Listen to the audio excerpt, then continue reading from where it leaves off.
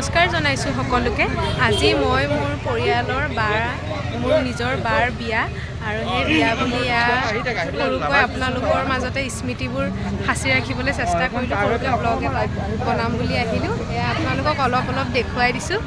এয়া মোৰ বৌ হয়, এয়া আমাৰ পৰিয়ালৰে বৌ হয়, এয়া আমাৰ টিকুলু। দিম ফটো দি দিম। এয়া মোৰ বৌ হয় আৰু এয়া বাকীখিনি আপোনালোকক মই দেখাই গৈছোঁ লগত। আপোনালোকে মৰম দিব, বাক আশীৰ্বাদ দিব যাতে তেওঁ ধুনীয়াকৈ সজোৱা হৈছে পেণ্ডেলটো। আৰু এয়া কইনা বহা জেগাটো এনেদৰে, কইনা এতিয়া ভিতৰলৈ গৈছে, সেইকাৰণে আমাৰ কইনাৰ জেগাত আমাৰ মাহী বহি আছে। এয়া আমাৰ কইনাৰ মাহীয়েক, এয়া আমাৰ কইনাৰ মাহীয়েক আৰু লগতে বাকীখিনিকো মই দেখুৱাই দিছোঁ।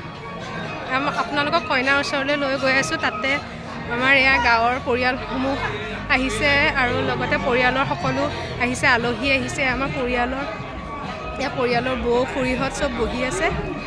এয়া মই কইনাৰ ওচৰলৈ লৈ গৈ আছোঁ আপোনালোকক। আমাৰ কইনা এতিয়া ব্যস্ত হৈ আছে আলহীৰ লগত। মই এবাৰ খোৱাৰ এইবোৰ দেখুৱাই দিওঁ, কেনেদৰে আয়োজন কৰা হৈছে। এয়া খোৱাৰ এয়া মানুহে খাই আছে। বিয়া পূৰা হুলস্থুল পৰিৱেশ, আনন্দৰ পৰিৱেশ। আৰু বা আমাক এৰি থৈ গুচি যাব, সেইকাৰণে দুখো লাগিছে। দুখ লাগিলেও আমি বিদায়টো দিবই লাগিব, যিহেতু এইটো প্ৰকৃতিৰ নিয়ম, বিয়া হ'বই লাগিব। এয়া আমাৰ কইনা ইয়াত ব্যস্ত। এয়া আমাৰ কইনাৰ ভৱিষ্যত জীৱন উজ্জ্বল হ'বলৈ সকলোৱে আশীৰ্বাদ কৰিব। এয়া কইনা গিফ্ট লোৱাত ব্যস্ত। ভালকৈ আকৌ এবাৰ ইণ্ট্ৰডিউচ কৰি দিম।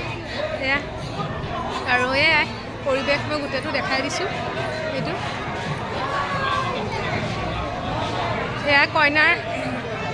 এয়া মোৰ ভিনদেউ হয় আৰু এয়া কইনাৰ ভনীয়েক, আমাৰ একদম মষ্ট বিউটিফুল কুইন একদম।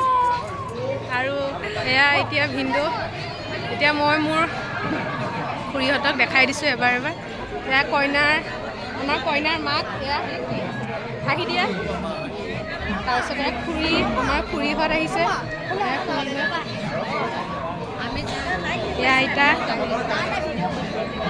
এয়া খুৰী, এয়া বহি আছে সকলো খুৰা খুৰী পেহী। এয়া কি কৰিম,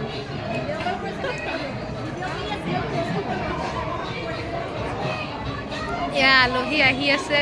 আমাৰ কইনা মাহীয়েকৰ এয়া বাৰ্তালাপ চলি আছে। আপোনালোকক মই এনেদৰে সৰুকৈ দেখুৱালোঁ। আশা কৰিছোঁ আপোনালোকে মৰম দিব। এতিয়া আমি কইনাক সোধোঁগৈ যে দৰাৰ ঘৰ ক'ত, কি কথা। কইনা অকণমান ব্যস্ত, আলহী আহি আছে, দেখিছে আপোনালোকে।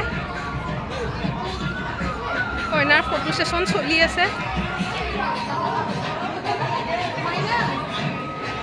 এবাৰ মই মোৰ ভিনদেউক দেখাই দিওঁ। এয়া মোৰ বাৰ, এয়া ভিনদেউ, তাৰপিছত এয়া কইনাৰ ওচৰত এয়া কইনা ফটো উঠি আছে। অলপ সময় আমি ইয়াকে দেখাওঁ। মোক কেনেকুৱা লাগিছে বাৰু আজি আপোনালোকে জনাবচোন।